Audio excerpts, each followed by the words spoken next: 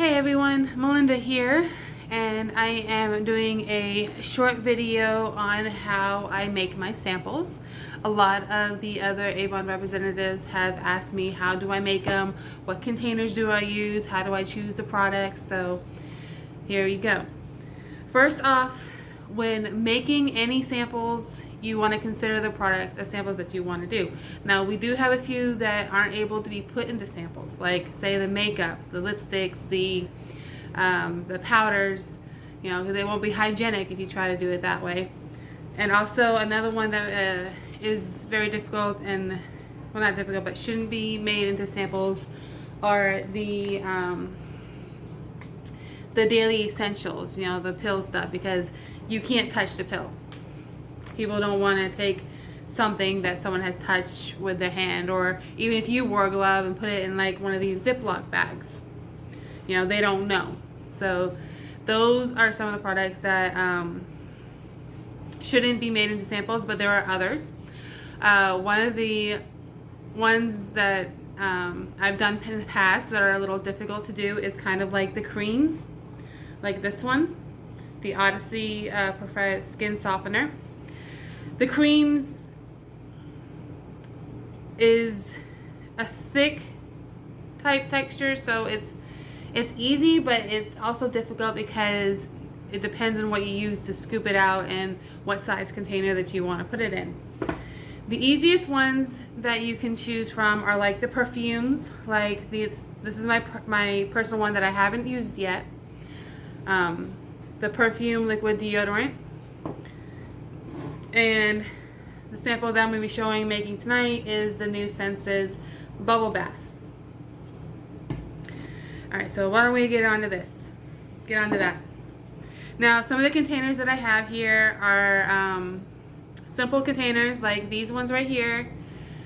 I get these from the Dollar Tree. Sometimes the lid isn't tight enough, so I'll put a tape over it to keep it from keep it tight. I got these today at Walmart. I like the ones that are twist covers because you'll know that the seal is tighter and that it take less chance of spilling. And then sometimes I'll get these. I don't really like using glass much, but that's what I did use in the beginning. We have a lot of different sizes, like they have this size. I still have a sample right here of a perfume that I did, the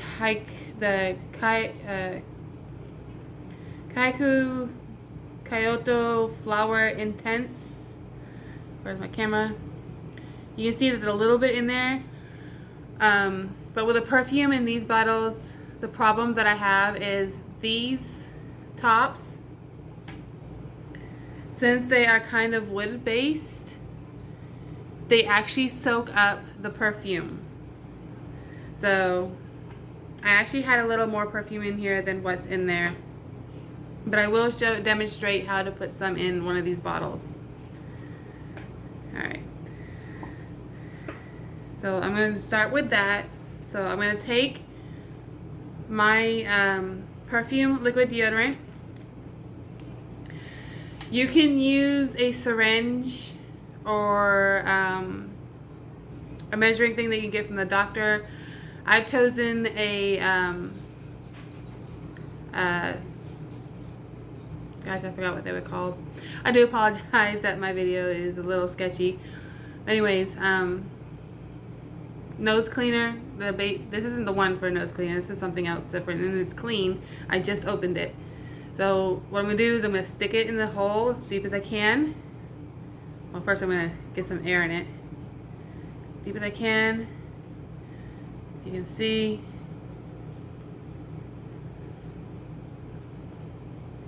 And try to get some in here. Okay, you see the bubbles? Now you got some in there. You're definitely going to want to hold it like this, because otherwise you're going to spill it all over the place. I'm going to take my vial, and hopefully I didn't grab too much. I think I did. So I'll just put the excess back. And remember, when you're doing perfumes and things like that, make sure you clean your container out really well for the next perfume, because a lot of the perfumes will stick to the container. So we'll go ahead and put the cap on, and then I'll make a piece of paper that says what's in it, and that's how I would do a perfume sample. So let me close this back up. Put those aside. Next, I'm going to show you how I would transfer product from a big container to the smaller containers.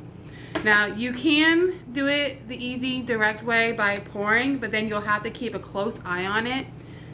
You know, make sure you don't pour too much. If you get distracted, then you end up overflowing and making a mess. So what I found out that I'd like to do is I have a, got this in the baking aisle container. So I'm gonna open my bubble bath. As you see that I haven't opened it yet. I was hoping to sell it, but making samples is great as well. So I'll take the price off there. Okay, where's my, make my slit. Okay, so I'm gonna pour this into here, kind of up close. Ooh, smell that peppermint? Can you smell it through the video? See if I can make it go a little faster without making a mess.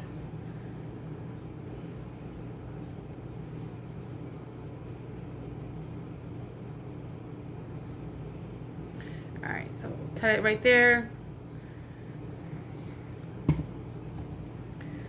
Put the lid back on this. Now my area smells like peppermint. And we'll do it like that. Alright, first I'm going to show you one like the glass.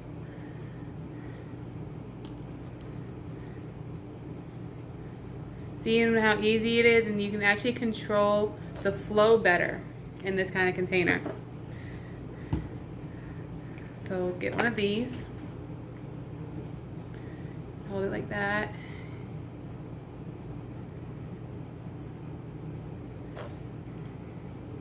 And since this is a bubble bath, you probably want to give them like maybe half. This is a little more than half, and so is that one. But this is only a demo to make. I'll probably do the other ones a little bit half, because it doesn't actually take much in a bath to make bubbles.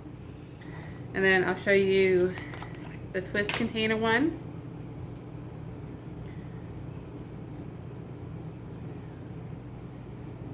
This bottle definitely makes it easy to create samples. If you have one this size, I think filling it up to the top is probably going to be okay for the amount. And that's another thing when you're making your samples, is you got to consider the amount of the product. Perfumes, you only need a little bit for a sample.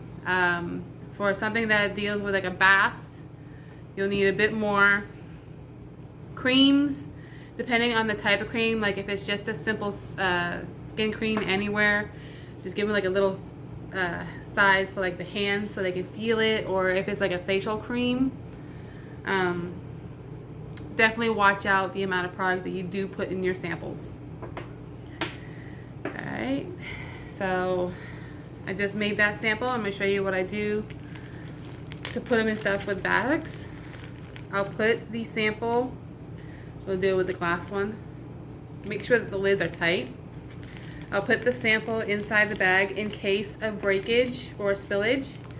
And then with my little hand created notes of description of what the product is, and if I put it through the right area, I'll put it in there,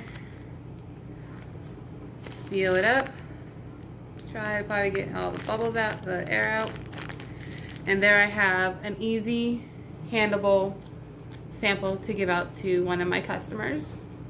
or to put in one of my live event games, or whichever. So I do hope this video was very informative to you. If you have any more questions or specific to making samples, don't be afraid to message me. And I will see everyone next time.